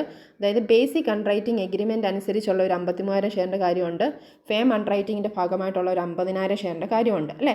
ഈ ഫേം അൺറൈറ്റിങ്ങിൻ്റെ ഭാഗമായിട്ടുള്ള 50,000 ഷെയറിൻ്റെ ആപ്ലിക്കേഷൻ അദ്ദേഹം എന്ത് ചെയ്തു? ഓൾറെഡി കൊടുത്തിട്ടുണ്ട്. ഇനി എന്തുകൂടെ കൊടുക്കാനുള്ളൂ? അലോട്ട്മെൻറ്റ് കൂടെ കൊടുക്കാനുള്ളൂ. അതായത് 50,000 ഫേം അണ്ടർറൈറ്റിങ്ങിൻ്റെ ഭാഗമായി വരുന്നതിൻ്റെ ആപ്ലിക്കേഷൻ ഇവിടെ കൊടുത്തു എന്ന് പറഞ്ഞാലേ നമ്മൾ ഈ 1.25 ഓൾറെഡി കുറച്ചത്. ആപ്ലിക്കേഷൻ ഓൾറെഡി കൊടുത്തു, 2.5 രൂപ വെച്ചുള്ള ആപ്ലിക്കേഷൻ കൊടുത്തു, ഇനി 2 രൂപ അലോട്ട്മെൻറ്റൂടെ കൊടുക്കാനുള്ളൂ. എന്നാൽ അദ്ദേഹത്തിൻ്റെ ബേസിക് അണ്ടർറൈറ്റിംഗ് എഗ്രിമെൻ്റ് അനുസരിച്ച് വരുന്ന 53,000 ഷെയറിൻ്റെ കേസിലോ അത് നമ്മൾ മുകളിൽ എഴുതിയോ? ഇല്ല. നമ്മൾ ആകെ കൂടെ ഇപ്പോൾ പറഞ്ഞത് ഫേം ആപ്ലിക്കേഷൻ്റെ ആപ്ലിക്കേഷൻ മണി കിട്ടിയെന്ന് മാത്രമാണ്. ഫേം ആപ്ലിക്കേഷൻ്റെ ഭാഗമായിട്ടുള്ള 50,000 ഷെയറിൻ്റെ ആപ്ലിക്കേഷൻ കിട്ടിയെന്നുള്ള അഡ്ജസ്റ്റ്മെൻറ്റ് മാത്രമേ നമ്മളിപ്പം ലെസ് ചെയ്തുള്ളൂ. 1.25 വെച്ച് എല്ലാവർക്കും കുറച്ചുള്ളൂ. എന്നാൽ അശോകിൻ്റെ കാര്യത്തിൽ മാത്രം എന്ത് സംഭവിക്കുന്നുണ്ട്? ഫേം ആപ്ലിക്കേഷൻ കൂടാതെ ഒരു 53,000 ഷെയർ കൂടെ ഏറ്റെടുക്കേണ്ടി വരുന്നുണ്ട് അദ്ദേഹം. അങ്ങനെയാണല്ലോ 1,03,000 അദ്ദേഹത്തിൻ്റെ നമ്പർ വരിക. അപ്പോൾ ഈ വരുന്ന ബാക്കി 53,000 ഷെയറിൻ്റെ കേസിൽ അദ്ദേഹം എന്ത് ചെയ്യണം? ആപ്ലിക്കേഷൻ മണിയും കൊടുക്കണം, 2.5 ആപ്ലിക്കേഷനും കൊടുക്കണം, 2 രൂപ അലോട്ട്മെൻറ്റും കൊടുക്കണം. അതായത് ടോട്ടൽ അദ്ദേഹം എത്രയാണ് കൊടുക്കേണ്ടത്? 4.5 റുപ്പീസ് വെച്ച് 53,000 ഷെയറിൻ്റെ 4.5 റുപ്പീസ് കൂടെ കൊടുക്കാനുണ്ട് എന്ന് ഓർത്തിരിക്കുക. അതായത് ഇനി 50,000 ആപ്ലിക്കേഷൻ മണി മാത്രം കൊടുത്ത ഫേം ആപ്ലിക്കേഷൻ്റെ ബാക്കി അലോട്ട്മെൻറ്റ് വരുന്നത് 50,000 × 2 പ്ലസ് എന്തൂടെ വരും? 53,000 × 4.5 ചെയ്യുമ്പോൾ കിട്ടുന്ന 3,38,500 ആണ് ടോട്ടൽ ആര് കൊടുത്തു തീർക്കാനുള്ളത്? ഈ ലാസ്റ്റ് അശോക് എന്ന് പറയുന്ന വ്യക്തി അണ്ടർറൈറ്റർ മാത്രം കൊടുത്തു തീർക്കാനുള്ളത്. ക്ലിയർ ആയെന്ന് വിചാരിക്കുന്നു. ആപ്ലിക്കേഷൻ മണി ഏതിൻ്റെ മാത്രമേ കിട്ടിയിട്ടുള്ളൂ? ഫേം ആപ്ലിക്കേഷൻ്റെ മാത്രമേ കിട്ടിയിട്ടുള്ളൂ. അതുകൊണ്ട് ഫേം ആപ്ലിക്കേഷൻ്റെ കേസിൽ നമ്മൾ ഇനി എന്തൂടെ കൊടുത്താൽ മതി? ഈ അലോട്ട്മെൻറ്റായിട്ട് വരുന്ന 2 രൂപ കൊടുത്താൽ മതി. എന്നാൽ ഫുൾ ബാക്കി നമ്പർ ഓഫ് ബേസിക് അണ്ടർറൈറ്റിംഗ് എഗ്രിമെൻ്റ് അനുസരിച്ച് വരുന്ന ഷെയർസ് 53,000 ഷെയർസിൻ്റെ കേസിൽ എത്ര കൊടുക്കണം? ആപ്ലിക്കേഷനും അലോട്ട്മെൻറ്റും ചേർത്ത് 4.5 കൊടുക്കണം. അങ്ങനെ 3,38,500 ആണ്. 3,38,500 റുപ്പീസാണ് എമൗണ്ടാണ് ആര് കൊടുക്കാനുള്ളത്? മൊത്തത്തിൽ ഈ ലാസ്റ്റ് അശോക് എന്ന് പറയുന്ന അണ്ടർറൈറ്റർ മാത്രം ആർക്ക് കൊടുക്കാനുള്ളത്? കമ്പനിക്ക് ഇനി കൊടുത്തു തീർക്കാനായിട്ടുള്ളത്. അതാണ് ഈ 3,38,000 വന്നത്. അതിപ്പോൾ ഇത്ര ഇങ്ങനെ ചെയ്യണമെന്നില്ല, നമ്മൾ ഈ പറഞ്ഞ അനുസരിച്ച് താഴോട്ട് വന്നാലും ജസ്റ്റ് മൈനസ് ചെയ്താലും കിട്ടും. എൻ്റെ ഒരു കോൺസെപ്റ്റ് കുറച്ചുകൂടെ ക്ലിയർ ആകാൻ വേണ്ടി പറഞ്ഞു എന്ന് മാത്രമേ ഉള്ളൂ. അപ്പോൾ ഇവിടുത്തെ കേസിൽ ഈ ഒരു ക്വസ്റ്റ്യൻ്റെ കേസിൽ നമ്മളൊന്ന് ശ്രദ്ധിച്ചാൽ മനസ്സിലാകും. ആനന്ദിൻ്റെ കേസിലും വിജയുടെ കേസിലും എന്താ സംഭവിക്കുന്നത്? ഇവരാകെ കൂടെ എന്തെടുത്താൽ മതി? ഫേം അണ്ടർറൈറ്റിംഗ് മാത്രം ഏറ്റെടുക്കേണ്ടി വരുന്ന അണ്ടർറൈറ്റേഴ്സാണ്. ആകെ അശോക് മാത്രമാണ് എന്ത് ചെയ്യേണ്ടി വന്നത്? ബേസിക് അണ്ടർറൈറ്റിങ്ങിൻ്റെ ഭാഗമായിട്ട് 53,000 ഷെയർ കൂടെ അഡീഷണൽ എടുത്ത് ഫേം അണ്ടർറൈറ്റിങ്ങും എടുത്ത് മൊത്തം 1,03,000 എടുക്കേണ്ടി വന്ന ഒരു അണ്ടർറൈറ്റർ. അതാണ് നമ്മൾ ഓർത്തിരിക്കേണ്ടത്. അപ്പോൾ ബാലൻസ് പേയബിൾ എന്നുള്ള പോർഷൻ വരെയാണ് നമ്മൾ പറഞ്ഞത്. ഇനി അണ്ടർറൈറ്റേഴ്സ്, അതായത് കമ്പനിക്ക് അണ്ടർറൈറ്റേഴ്സ് എത്ര കൊടുത്തു തീർക്കാനുണ്ട് അല്ലേ? കമ്പനിക്ക് അണ്ടർറൈറ്റേഴ്സ് കൊടുത്തു തീർക്കാനുള്ള ബാലൻസ് പേയബിൾ കൊടുത്തു തീർക്കാൻ എത്രയുണ്ട്? അപ്പോൾ ആനന്ദ് 1,00,000 രൂപ കമ്പനിക്ക് കൊടുക്കാനുണ്ട്, വിജയ 1,00,000 രൂപ കൊടുക്കാനുണ്ട്, പക്ഷേ അശോകോ 3,38,500 കൊടുക്കാനുണ്ട്. ഇനി കമ്പനിക്ക് അങ്ങോട്ട് എന്തെങ്കിലും ബാധ്യതയുണ്ടോ? തീർച്ചയായിട്ടും ഉണ്ട്. എന്താണത്? അണ്ടർറൈറ്ററിന് കൊടുക്കാനുള്ള കമ്മീഷനാണ്. അണ്ടർറൈറ്ററിൻ്റെ കമ്മീഷൻ എത്രയാണ് കൊടുക്കാനുള്ളത്? അണ്ടർറൈറ്ററിന് കിട്ടാനുള്ള റിസീവബിൾ എന്ന് ഉദ്ദേശിക്കുന്ന അണ്ടർറൈറ്ററിന് കിട്ടാനുള്ള കമ്മീഷൻ എത്രയാണ്? അറ്റ് 2.5% ആണ്. അപ്പോൾ ഏതിനാണ് കമ്മീഷൻ? നമ്മൾ ഓൾറെഡി പറഞ്ഞാണ് കമ്മീഷൻ്റെ എമൗണ്ട് എത്ര വരുമെന്നുള്ളത്. എത്രയാണ് അവർ എഗ്രി ചെയ്ത നമ്പർ ഓഫ് ഷെയർസ്? 50,000 ഷെയർ ആണ് ഒരാൾ എഗ്രി ചെയ്തത്. ഒരാളുടെ വെച്ച് കണ്ടുപിടിക്കാം. 50,000-ന് 10 രൂപയാണ് ഇഷ്യൂ പ്രൈസ്. എത്രയാണ് റേറ്റ്? കമ്മീഷൻ്റെ റേറ്റ് 2.5%. അപ്പോൾ എത്ര വരും? ഒരാളുടെ കമ്മീഷൻ 1,25,000 ആണ് കമ്മീഷൻ എന്ന് കിട്ടും. ഈ 1,25,000 റുപ്പീസ് കമ്പനി ആർക്ക് കൊടുക്കാനുള്ളതാ? കമ്പനി ഓരോ അണ്ടർറൈറ്ററിനും കൊടുക്കാനുള്ളതാണ് 1,25,000 വെച്ച് അല്ലേ? അപ്പോൾ ഇനി ഒന്ന് ചിന്തിച്ച് നോക്കിക്കേ. ഈ ഒരു കേസിൽ ഇപ്പോൾ ഈ ലാസ്റ്റ് ഒരു പോയിന്റിൽ വരുമ്പോൾ നമുക്ക് പറയാൻ പറ്റും, ആനന്ദ് എന്ന് പറയുന്ന ഒരു അണ്ടർറൈറ്ററിൻ്റെ കേസ് മാത്രം നോക്കാം. ആനന്ദിൻ്റെ കേസിൽ ആനന്ദ് കമ്പനിക്ക് കൊടുക്കാനുള്ളതാണ് 1,00,000 രൂപ. കമ്പനി ആനന്ദിന് കൊടുക്കാനുള്ളതാണ് 1,25,000 രൂപ. അപ്പോൾ അതിൻ്റെ ആഫ്റ്റർ എഫക്റ്റ് എന്തായിട്ട് മാത്രം നമുക്ക് പറയാം? ജസ്റ്റ് കമ്പനി അണ്ടർറൈറ്ററായിട്ടുള്ള ആനന്ദിന് കൊടുക്കാനുള്ള എമൗണ്ടാണ് 25,000 രൂപ. ഇനി അങ്ങോട്ട് 25,000 രൂപ കൊടുത്താൽ പോരെ? മതി. കാരണം എന്താ? കമ്പനിക്ക് ആനന്ദ് 1,00,000 രൂപ തരാനുണ്ട്, കമ്പനി തിരിച്ച് 1,25,000 കമ്മീഷനായിട്ട് കൊടുക്കാനുണ്ട്. എങ്കിൽ ബാക്കി 25,000 മാത്രം എന്ത് ചെയ്താൽ മതി? കമ്പനി അങ്ങോട്ട് കൊടുത്താൽ മതി. അപ്പോൾ എമൗണ്ട് പെയ്ഡ് ഇവിടെ പറഞ്ഞിട്ടുണ്ടല്ലോ, amount paid and or received എന്ന് പറഞ്ഞിരിക്കുന്നത് ബ്രാക്കറ്റിൽ തന്നാൽ മാത്രം റിസീവ്ഡ് എന്ന് കരുതിയാൽ മതി എന്നാണ് ഉദ്ദേശിക്കുന്നത്. അപ്പോൾ ഇവിടെ തന്നിരിക്കുന്ന എമൗണ്ട് എന്താണ്? 25,000. അത് എമൗണ്ട് പെയ്ഡ് ആണെന്ന് ഓർത്തിരിക്കുക. അപ്പോൾ എമൗണ്ട് പെയ്ഡ് എന്ന് പറഞ്ഞ് അല്ലെങ്കിൽ എന്താ ഉദ്ദേശിക്കുന്നത്? ആരാർക്ക് കൊടുത്തെന്നും കൂടെ മനസ്സിലാക്കി വെക്കുക. Amount paid by the company to underwriter. Anand എന്ന് പറയുന്ന അണ്ടർറൈറ്ററിന് കമ്പനി കൊടുത്ത എമൗണ്ട് ആണ് എത്ര? 25,000 കൊടുക്കേണ്ട എമൗണ്ട് അല്ലേ. ഇനി വിജയുടെ കേസിലും എന്താണ് സംഭവിക്കുന്നത്? വിജയുടെ കേസിൽ ഇതേപോലെ തന്നെ സെയിം ആണ് നമ്പർ. ബാലൻസ് പേബിൾ എന്ന് പറഞ്ഞാൽ കമ്പനിക്ക് കൊടുക്കാൻ വിജയ കൊടുക്കാനുള്ളത് 1,00,000, വിജയ്ക്ക് കമ്പനി കമ്മീഷനായിട്ട് കൊടുക്കാനുള്ളത് 1,25,000. അതുകൊണ്ട് തന്നെ ബാക്കി വരുന്ന 25,000 രൂപ മാത്രം എന്ത് ചെയ്താൽ മതി? കമ്പനി വിജയ്ക്ക് കൊടുത്താൽ മതി. അപ്പോൾ amount paid by the company to Vijay എന്ന് പറയുന്ന അണ്ടർറൈറ്ററിന് എത്ര രൂപ കൊടുക്കണം? 25,000 രൂപ കൊടുക്കണം. എന്നാൽ ലാസ്റ്റ് അശോകിൻ്റെ കേസ് വരുമ്പോഴോ അദ്ദേഹത്തിൻ്റെ നമ്പർ ഹോൾഡ് ചെയ്യുന്ന നമ്പർ കൂടുതലാണ്. അദ്ദേഹം എന്ത് ചെയ്യേണ്ടതാണ്? കമ്പനിക്ക് കൊടുക്കാനുള്ളത് 3,38,500 ആണ്. 3,38,500 എങ്ങനെ വന്നു എന്ന് നമ്മൾ വേറൊരു രീതിയിൽ മുന്നേ പറഞ്ഞു. അപ്പോൾ ഈ 3,38,500 കമ്മീഷനായിട്ട് അദ്ദേഹത്തിന് എത്ര കൊടുക്കാനുള്ളൂ? 1,25,000 കൊടുക്കാനുള്ളൂ. 1,25,000 കൊടുക്കാനുള്ളൂ. അത് കഴിഞ്ഞിട്ട് ബാക്കിയുള്ളത് അപ്പോൾ എന്ത് ചെയ്യേണ്ടതാണ്? കമ്പനിക്ക് കിട്ടാനുള്ളതാണ് അല്ലേ. എമൗണ്ട് റിസീവ്ഡ് ബൈ ദ കമ്പനിക്ക് കിട്ടാനുള്ളതാണ്. അല്ലെങ്കിൽ ആര് കൊടുക്കാനുള്ളതാണ്? അണ്ടർറൈറ്റർ, അശോക് എന്ന് പറയുന്ന അണ്ടർറൈറ്റർ കമ്പനിക്ക് കൊടുക്കാനുള്ളതാണ് 2,13,500. അത് ബ്രാക്കറ്റിൽ എമൗണ്ട് വന്നിരിക്കുന്നത് കൊണ്ടാണ് എന്ത് ചെയ്തിരിക്കുന്നത്? അതിവിടെ റിസീവ്ഡ് എന്നുള്ള ഒരു ബ്രാക്കറ്റിൽ കാണിച്ച് പോയിരിക്കുന്നത്. അപ്പോൾ നമ്മൾ ജസ്റ്റ് കോൺസെപ്റ്റ് മനസ്സിലാക്കിയാൽ മതി, എന്താ അതിൻ്റെ മീനിങ് എന്ന് മനസ്സിലാക്കിയാൽ മതി. റിസീവ്ഡ് എന്ന് ഉദ്ദേശിക്കുന്നത് എന്താണ്? കമ്പനിക്ക് കിട്ടാനുള്ളതാണ്. ആരുടെ കയ്യിൽ നിന്ന്? അശോക് എന്ന് പറയുന്ന അണ്ടർറൈറ്ററിൻ്റെ കയ്യിൽ നിന്ന്. ബാക്കി കമ്മീഷൻ കൊടുത്താലും ബാക്കി എത്രയോട് ഇങ്ങോട്ട് തരണം? 2,13,500 അദ്ദേഹം ഇങ്ങോട്ട് തരണം. ഇത്രയുമാണ് calculation of amount payable and or received എന്നുള്ള കാൽക്കുലേഷൻ. വളരെ കൃത്യമായിട്ട് മനസ്സിലാക്കണം. ഇതിനെ ബേസ് ചെയ്ത് നമുക്ക് താഴോട്ടുള്ള എൻട്രീസ് ഈ ഒരു സ്റ്റേറ്റ്മെൻറ്റിൽ നിന്ന് തന്നെ വളരെ ഈസി ആയിട്ട് സിമ്പിളായിട്ട് ബാക്കി എൻട്രീസും എഴുതി പോകാവുന്നതേ ഉള്ളൂ. അപ്പോൾ ആദ്യം നമുക്ക് ചെയ്യാനായിട്ടുള്ളത് ജനറൽ എൻട്രീസ് പാസ്സാക്കാൻ നമ്മളോട് മിനിമം 3 എണ്ണം പറഞ്ഞിട്ടുണ്ട്. അതിൻ്റെ ആദ്യം പറഞ്ഞത് തന്നെ അണ്ടർറൈറ്റേഴ്സിന് എത്ര ഷെയർസ് അലോട്ട് ചെയ്തു അതിൻ്റെ എൻട്രി പാസ്സാക്കാനാണ് പറയുന്നത്. നമുക്കറിയാം ആദ്യം തന്നെ ആപ്ലിക്കേഷൻ മണി കിട്ടിയതിൻ്റെ എൻട്രിയാണ് നമ്മൾ സാധാരണ എഴുതേണ്ടത് അല്ലേ, ഷെയറുമായിട്ട് ബന്ധപ്പെട്ട്. അപ്പോൾ ആപ്ലിക്കേഷൻ മണിയുടെ കേസിൽ അത് റിസീവ് ചെയ്യുന്നു എന്നുള്ള എൻട്രിയാണ് ആദ്യം എഴുതുന്നത്. അതിനുശേഷമാണ് ആപ്ലിക്കേഷൻ മണി ഷെയർ ക്യാപിറ്റൽ അക്കൗണ്ടിലോട്ട് നമ്മൾ ട്രാൻസ്ഫർ ചെയ്യുന്നത്. അപ്പോൾ എങ്ങനെ എൻട്രി വരും? Bank account debtor to share application money. ഇതൊക്കെ നമ്മൾ ബേസിക്കായിട്ട് പറയുന്ന കാര്യങ്ങൾ മാത്രമായതുകൊണ്ട് എൻട്രി എങ്ങനെ വന്നു കൂടുതൽ ഡീറ്റെയിൽഡ് ആയിട്ട് പറയുന്നില്ല.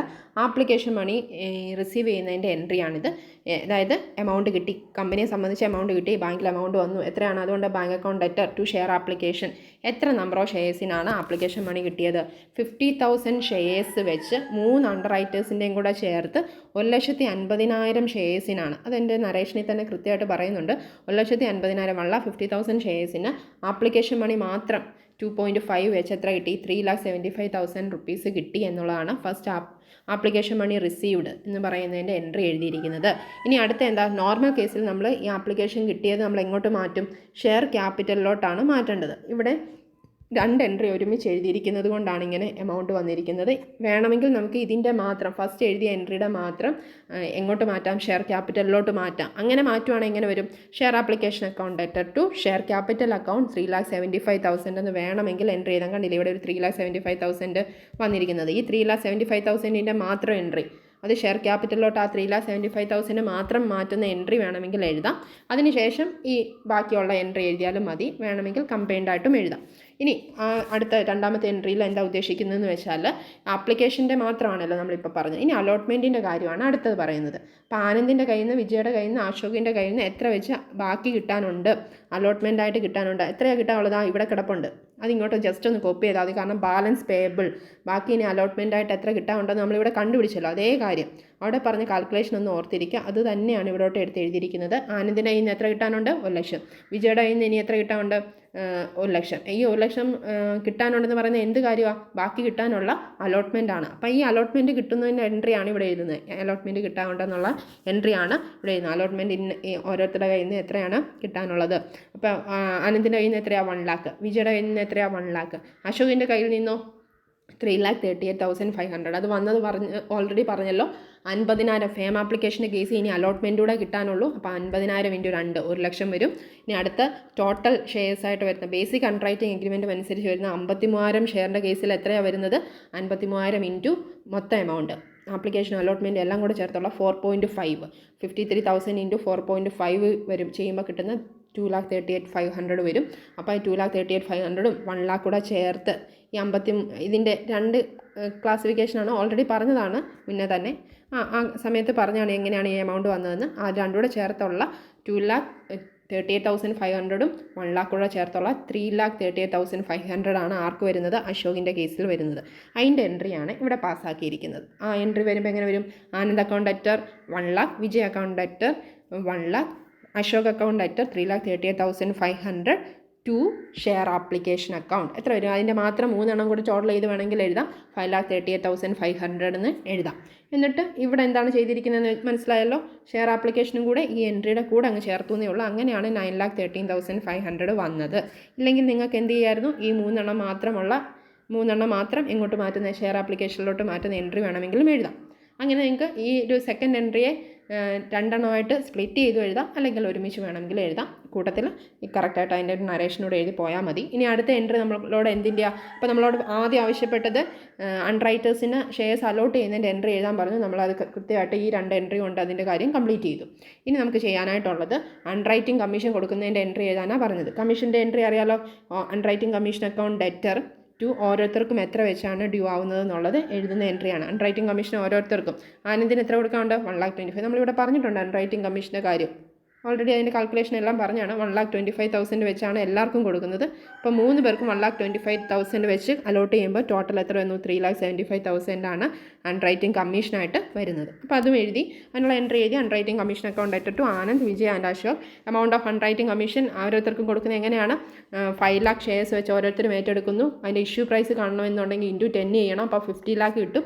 അറ്റ് 2.5% ആണ് അൺറൈറ്റിംഗ് കമ്മീഷൻ. അത്രയേ ഉള്ളൂ. ഇനി ലാസ്റ്റ് നമ്മളോട് ഒരു എൻട്രിയുടെ എഴുതാൻ പറഞ്ഞിട്ടുണ്ട്, സി എന്ന് പറയുന്ന ഒരു ഹെഡായിട്ട് net cash paid or received. അത് എവിടെ നിന്ന് കിട്ടി, ഇത് അതിനുവേണ്ടിയാണ് നമ്മൾ സ്റ്റേറ്റ്മെൻറ്റ് വരച്ചത്. നെറ്റ് ക്യാഷ് റിസീവ്ഡ് ഓർ അല്ലെങ്കിൽ നെറ്റ് ക്യാഷ് പെയ്ഡ് എന്നുള്ളതിൻ്റെ എൻട്രി. ആർക്കാണ് കൊടുക്കാനുള്ളത്, ക്യാഷ് കൊടുക്കാനുള്ളത്, കമ്പനി അൺറൈറ്ററിന് കൊടുക്കാനുണ്ട് എന്നും പറഞ്ഞ് നമ്മൾ പറഞ്ഞത് ആനന്ദിനും വിജയ്ക്കുമാണ്. അവരുടെ കമ്മീഷൻ കഴിഞ്ഞിട്ട് ബാക്കി എത്ര വെച്ച് കൊടുക്കാനുള്ളത്, 25,000 വെച്ച് അവർക്ക് കൊടുക്കാനുണ്ട് അല്ലേ. അപ്പോൾ 25,000 വെച്ച് അവർക്ക് കൊടുക്കാനുള്ളത് ഉണ്ട് എന്നുള്ളതിൻ്റെ എൻട്രിയാണ് ഈ ഇവിടെ പാസ്സാക്കിയിരിക്കുന്നത്. ആനന്ദിൻ്റെയും വിജയുടെയും കേസിൽ 2 പേർക്കും 25,000 വെച്ച് കൊടുക്കാനുണ്ട്. കമ്പനിയെ സംബന്ധിച്ച് എമൗണ്ട് കൊടുക്കാനുണ്ട് അല്ലെങ്കിൽ കൊടുക്കണം എന്നുള്ളതിൻ്റെ എമൗണ്ട് കൊടുക്കണം എന്നുള്ളത് എങ്ങനെയാണ്, ടു ബാങ്ക് എന്ന് വരും അല്ലേ, ക്യാഷ് പോയി അല്ലെങ്കിൽ ബാങ്കിൽ നിന്ന് എമൗണ്ട് പോയി, അപ്പോൾ ടു ബാങ്ക്. ഇപ്പോൾ ആർക്കാണ് കൊടുക്കുന്നത്, ആനന്ദിന് വിജയ്ക്ക് എമൗണ്ട് കൊടുത്തു. ഫൈനൽ സെറ്റിൽമെൻറ്റിൻ്റെ ആണ്, കൊടുക്കാനുണ്ടെന്നല്ല, കൊടുക്കുന്നു. ഫൈനൽ സെറ്റിൽമെൻറ്റിൻ്റെ എമൗണ്ട് നമ്മളിവിടെ കണ്ടുപിടിച്ചല്ലോ, അത് കൊടുക്കുന്ന എൻട്രിയാണ്. ഫൈനൽ സെറ്റിൽമെൻറ്റ് ചെയ്ത് അക്കൗണ്ട് ക്ലോസ് ചെയ്യുവാണല്ലോ. അപ്പോൾ ഈ 25,000 വെച്ച് 2 പേർക്കും കൊടുക്കണം, ആനന്ദിനും കൊടുക്കണം വിജയ്ക്കും കൊടുക്കണം. അപ്പോൾ എങ്ങനെ എൻട്രി വരും, ആനന്ദിന് കൊടുത്തു, Anand account at to bank. വിജയ്ക്ക് കൊടുക്കുന്നു, Vijay account at to bank 25,000. രണ്ടും കൂടെ ഒരുമിച്ച് എഴുതി. Anand account at 25,000, Vijay account at 25,000 to bank 50,000. ഇനി നമുക്ക് ലാസ്റ്റ് അശോകിൻ്റെ കേസിൽ മാത്രം എന്താണ്, അശോക് ഇങ്ങോട്ട് തരാനുള്ളതാണ് അല്ലേ. അപ്പോൾ അശോകിൻ്റെ കയ്യിൽ നിന്ന് നമ്മൾ ക്യാഷ് വാങ്ങുന്നു, ബാങ്കിലോട്ട് എമൗണ്ട് വരുന്നു, ആർക്ക്, കമ്പനിക്ക് എമൗണ്ട് കിട്ടുന്നു. അതുകൊണ്ട് തന്നെ എങ്ങനെ എൻട്രി വരും, bank account debtor to Ashok. എത്രയാണ് എമൗണ്ട്, ആ ബാലൻസ് എമൗണ്ട് എത്രയാണ് വന്നത് നോക്കുക, 2,13,500. ഇത്രയേ ഉള്ളൂ എൻട്രീസ് പാസ്സാക്കാനുള്ളത്. എൻട്രീസ് എഴുതാനായിട്ട് ബേസിക്കായിട്ടുള്ള ഒരു ഷെയർ ഇഷ്യൂ ചെയ്യുന്നതിൻ്റെ ബേസിക് ഒരു നോളജ് ഉണ്ട് എന്നുണ്ടെങ്കിൽ നമുക്ക് തീർച്ചയായിട്ടും എൻട്രീസ് സിമ്പിളായിട്ട് പാസ്സാക്കാം. അൺറൈറ്റിംഗ് കമ്മീഷൻ കിട്ടുന്നത്, ഫൈനൽ സെറ്റിൽമെൻറ്റും ഒക്കെ ഒന്നും കൂടെ ഒന്ന് നോക്കി വെച്ചാൽ മാത്രം മതി. ഇവിടെ നമ്മളോട് ആകെ ആപ്ലിക്കേഷൻ അലോട്ട്മെൻറ്റിൻ്റെ കാര്യം മാത്രം പറഞ്ഞിരിക്കുന്നതുകൊണ്ട് ആ ഒരു പോയിന്റ് വരെ നമ്മൾ ചെയ്തിട്ടുള്ളൂ. ജസ്റ്റ് പബ്ലിക് എങ്ങനെയാണോ കാര്യങ്ങൾ ചെയ്യുന്നത് അതുപോലെ തന്നെ ഇവിടെ അൺറൈറ്ററും ഏറ്റെടുക്കേണ്ട ആവശ്യമുള്ളൂ. അതുകൊണ്ടാണ് ആ പറഞ്ഞിരിക്കുന്ന ഒരു പോയിന്റ് വരെയുള്ള എൻട്രീസ് മാത്രം പാസ്സാക്കി, അല്ല സെറ്റിൽമെൻറ്റ് മാത്രം ഇപ്പോൾ ഇവിടെ ക്വസ്റ്റ്യൻ വൈസ് തന്നിരിക്കുന്നതുമായിട്ട് റിലേറ്റഡ് ആയിട്ടുള്ള കാര്യങ്ങൾ മാത്രം ഈ ഒരു ക്വസ്റ്റ്യനിലോട്ട് ആ ഒരു സൊല്യൂഷനിലോട്ട് ചെയ്തിരിക്കുന്നത്. അപ്പോൾ ഇത് അൺറൈറ്ററിൻ്റെ ലയബിലിറ്റി കാൽക്കുലേറ്റ് ചെയ്യുന്നുണ്ട്, അതോടൊപ്പം എമൗണ്ട് എത്ര കൊടുക്കാനുണ്ട് കിട്ടാനുണ്ടെന്നുള്ളത് കാൽക്കുലേറ്റ് ചെയ്യുന്നുണ്ട്. എൻട്രീസും ബേസിക്കായിട്ട് ഇമ്പോർട്ടൻ്റ് ആയിട്ടുള്ള കുറച്ച് എൻട്രീസും പാസ്സാക്കുന്നുണ്ട്. അതുകൊണ്ട് തന്നെ വളരെ ഇമ്പോർട്ടൻ്റ് ആയിട്ട് എക്സാം പോയിന്റ് ഓഫ് വ്യൂവിൽ നമുക്ക് പ്രതീക്ഷിക്കാവുന്ന ഒരു ക്വസ്റ്റ്യൻ ആണ്. നല്ല രീതിയിൽ പ്രിപ്പയർ ചെയ്ത് പഠിക്കുക. Okay students, thank you.